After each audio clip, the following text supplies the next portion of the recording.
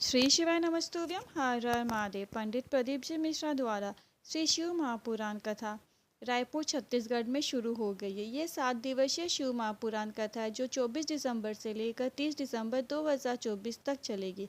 कथा आस्था टीवी और YouTube channel के माध्यम से लाइव देखी जा सकती है। कथा का समय है दोपहर 2 बजे से लेकर शाम को 5 बजे तक। आज 26 दिसंबर 2024 तीसरे दिन की कथा पूर्ण हो चुकी है। आज हम वीडियो में बात करेंगे 28 दिसंबर को है प्रदोष का दिन। प्रदोष के दिन प्रदोष काल के समय हमें कौन सा उपाय करना है, कैसे करना है, इसके लिए वीडियो को पूरा देखिए ताकि कोई भी उपयोगी जानकारी आपसे ना छूटे। आज 26 दिसंबर 2024 तीसरे दिन की कथा पूर्ण हो चुकी है। कथा में गुरुजी ने कुल मिलाकर 13 उपाय पत्र और उपयोगी जानकारियाँ दी है। सभी की जानकारी आपको इस वीडियो के माध्यम से प्राप्त होगी। यदि किसी कारणवश आप आज की कथा नहीं सुन पाए हो तो पूरी कथा का रसतत्व आपको एक छोटे से वीडियो के माध्यम से प्राप्त होगा। आइए शुरू करते हैं। कथा शुरू करते ही गुरुजी ने कहा, तुमरुका जी सदैव भोलेनाथ की भक्ति में डूबे रहते हैं। नारद जी की तरह ही दिखने वाले तुमरुका जी नारद जी की तरह यहाँ वहाँ तो नहीं करते हैं, बल्कि वह बेलपत्तर के पेड़ के नीचे एक स्थान पर बैठकर भोलेनाथ की भक्ति करते रहते हैं। बढ़ते कथा की दूसरी विशेष जानकारी की ओर। गुरुजी ने कहा, मेरठ में शिव महापुराण कथा चल रही थी। सब अच्छे से चल रहा था, पर किसी ने एक वीडियो बनाया कि मेरठ की शिव महापुराण कथा में भगदड़ मच गई है और यहाँ पर सब व्यवस्था अस्त व्यस्त हो गई है। और ये वीडियो कई न्यूज़ चैनल पर भी चलाया गया। इसके बाद हमें जानकारी मिली और हमने बताया कि हम तो शिव महापुराण कथा कर रहे थे और शिव भक्त शिव महापुराण कथा सुन रहे थे, कोई भी भगदड़ तो नहीं मची। बढ़ते हैं कथा की तीसरी विशेष जानकारी की ओर। सबिता जी पत्र लेकर आई। मेरा मन मैथ लेने का था, किसी के कहने पर होम साइंस ले लिया। मौसी की लड़की के कहने पर मैंने होम साइंस लिया। मेरा मन नहीं लगा, पर होम साइंस की पढ़ाई करने पर तो गुरुजी बताए आप कि मुझे क्या करना चाहिए। तो इस पर गुरुजी ने कहा कि आपके माता पिता ने तुम्हें पाल पोस कर बड़ा किया है।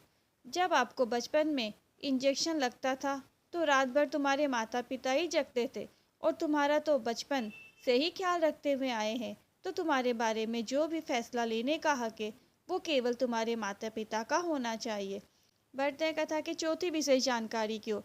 चंपा देवी जी पत्र लेकर आई। मेरा बेटा बहुत दिनों से सरकारी नौकरी की तैयारी कर रहा था, उसका चयन नहीं हो पा रहा था, वो हार चुका था, पर उसने आपके बताए अनुसार 4 गुना अधिक मेहनत की। 1 लोटा जल शिवलिंग पर चढ़ाना शुरू किया।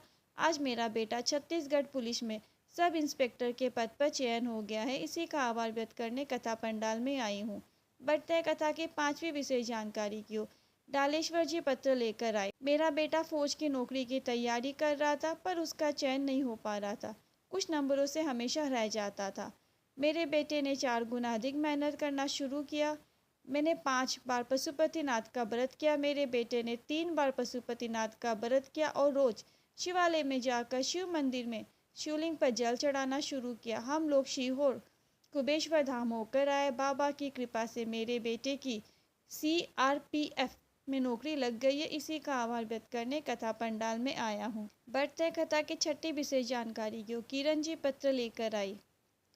मुझे 2020 में कैंसर हुआ। मैं बहुत घबरा गई थी। किसी ने मुझे आपकी शिव महापुराण कथा सुनने को बताया और मैंने आपकी शिव महापुराण कथा सुनना शुरू किया और अपना मन आपकी कथा में लगाना शुरू किया।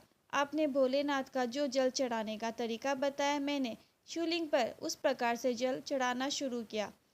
डॉक्टर की दवाई भी खाती रही, डॉक्टर का पूरा इलाज करवाया। डॉक्टर ने जैसा जैसा कहा वैसा वैसा किया और डॉक्टर ने कहा कि यह बीमारी पूरे जीवन रहने वाली है, आपको इसके साथ ही जीवन व्यतीत करना पड़ेगा। पर किसी ने मुझसे ये कहा था कि 7 पंडाल में कथा बैठकर सुनो, बाबा आपकी कामना अवश्य पूरी करते हैं। मैंने 7 कथा पंडाल में बैठकर सुनी, शिव महापुराण कथा का श्रवण किया। आज मैं पूरी तरीके से ठीक हो गई हूँ। इसी का आभार व्यक्त करने कथा पंडाल में आई हूँ। बढ़ते हैं कथा के 7वीं विशेष जानकारी की ओर। गुरुजी ने कहा, शरीर को चलाने के लिए स्वास्थ्य चाहिए और भोलेनाथ को पाने के लिए विश्वास चाहिए।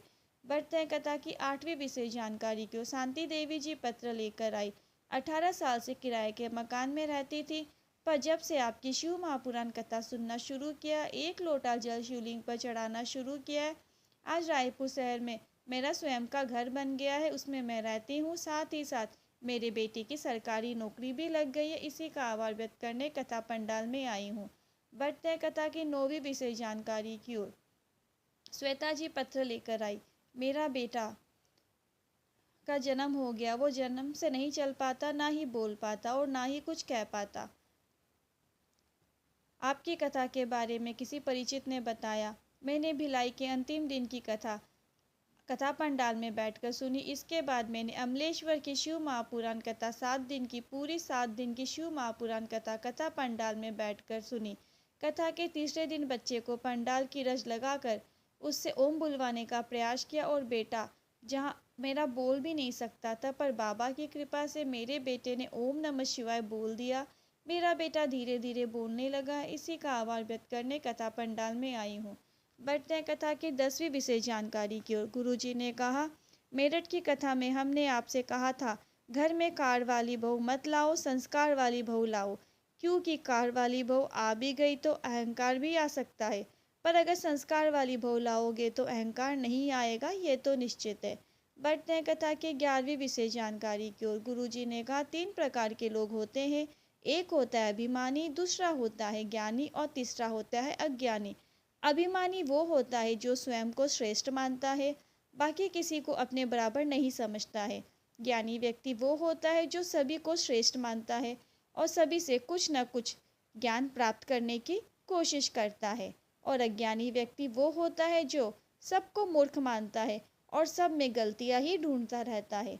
बढ़ते हैं कथा की 12वीं विशेष जानकारी की ओर। गुरुजी पंडित प्रदीप जी मिश्रा की आगामी शिव महापुराण कथा की जानकारी, जो कि जनवरी, फरवरी और मार्च में होने वाली है। आपको एक बार बता देते हैं कि कथा कब होगी और कौन सी शिव महापुराण कथा है, और सीहोर कुबेरेश्वर धाम में अभी मिल रहा है रुद्राक्ष की नहीं, और कब तक रुद्राक्ष मिलेगा, उसके लिए ये जानकारी आपके लिए सबसे ज़्यादा ज़रूरी और महत्वपूर्ण है। सबसे पहले आपको बता दें, नए वर्ष की शिव महापुराण कथा, अगली शिव महापुराण कथा 4 जनवरी से 10 जनवरी तक छुड़िया हाले कोशा राजनंदनगांव छत्तीसगढ़ में होने वाली है। दूसरी शिव महापुराण कथा 16 फरवरी से 22 फरवरी तक सूरत गुजरात में होने वाली है। इसके बाद अगली शिव महापुराण कथा 24 जनवरी से लेकर 30 जनवरी तक साकरी महाराष्ट्र में होने वाली है। इसके बाद अगली शिव महापुराण कथा 1 फरवरी से लेकर 7 फरवरी तक कांकेर छत्तीसगढ़ में होने वाली है। इसके बाद अगली शिव महापुराण कथा 10 फरवरी से लेकर 16 फरवरी तक कुंभ का मेले में होने वाली है प्रयागराज में। आपको शिव महापुराण कथा सुनने का भी मौका मिलेगा। ये कथा आप सतवा बाबा में सुन सकते हैं। आपको बता दें, ये कथा 17 फरवरी से लेकर 23 फरवरी तक तारा बाबा की कुटिया सिरसा हरियाणा में होने वाली है। और इसके बाद अगली शिव महापुराण कथा 25 फरवरी से लेकर 3 मार्च तक रुद्राक्ष महोत्सव होगा, जो कि सीहोर कुबेरेश्वर धाम में होगा और आप सभी को आमंत्रित किया जाएगा। साथ ही साथ जो शिव पुराण कथा होगी वो 7 दिवसीय शिव महापुराण कथा रहेगी, कथा पंडाल में होगी, जिसका आप आनंद ले पाएंगे। आप कथा भी देख पाएंगे, साथ ही साथ आप रुद्राक्ष महोत्सव भी देख पाएंगे, जो कि सीहोर कुबेरेश्वर धाम में प्रत्येक वर्ष में एक बार होता है। इस अवसर पर बहुत अच्छी तिथि महाशिवरात्रि और साथ ही साथ फुलेरा दूज भी देखने को मिलेगी। आपको बता दें कि 15 जनवरी से लेकर 20 जनवरी तक रुद्राक्ष मिल सकते हैं और इसके बाद रुद्राक्ष का वितरण बंद हो जाएगा, क्योंकि फिर इसके बाद जो सीहोर कुबेरेश्वर धाम महोत्सव होगा उसकी तैयारियां शुरू हो जाएगी। तो अगर अभी आप रुद्राक्ष प्राप्त करना चाहते हैं तो आप सीहोर कुबेरेश्वर धाम में जाकर रुद्राक्ष प्राप्त कर पाएंगे। 15 से 20 जनवरी तक आपको सूचना मिल जाएगी रुद्राक्ष वितरण अब कब से बंद होगा। तो आप 15 से 20 फरवरी के पहले रुद्राक्ष महोत्सव में रुद्राक्ष ले, काफ़ी अच्छी बात है। बढ़ते हैं कथा की 13वीं और अंतिम विशेष जानकारी की ओर। ये उपाय आपको 28 दिसंबर 2024 प्रदोष के दिन करना है। उपाय क्या करना है, कैसे करना है, इसके लिए आप ध्यान से सुनो। आपको प्रदोष के दिन प्रदोष काल में एक धतूरा लेना है।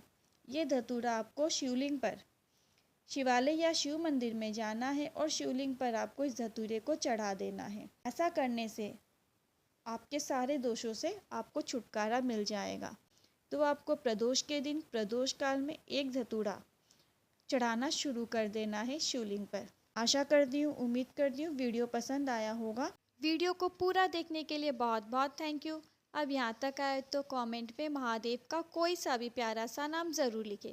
वीडियो कैसा लगा, हेल्पफुल आए तो मुझे कमेंट कर ज़रूर बताएं और वीडियो को लाइक ज़रूर करें ताकि हमें भी मोटिवेशन मिलता रहे कि हमारी मेहनत जो है सफल हुई है। तो कमेंट ज़रूर कीजिएगा। व्हाट्सएप ग्रुप, टेलीग्राम सबके लिंक डिस्क्रिप्शन के अंदर है और कमेंट बॉक्स में पिन कर दिया गया है, आसानी से आप ज्वाइन कर सकते हैं। मिलते हैं अगली वीडियो में। श्री शिवाय नमस्तुभ्यम। हर हर महादेव।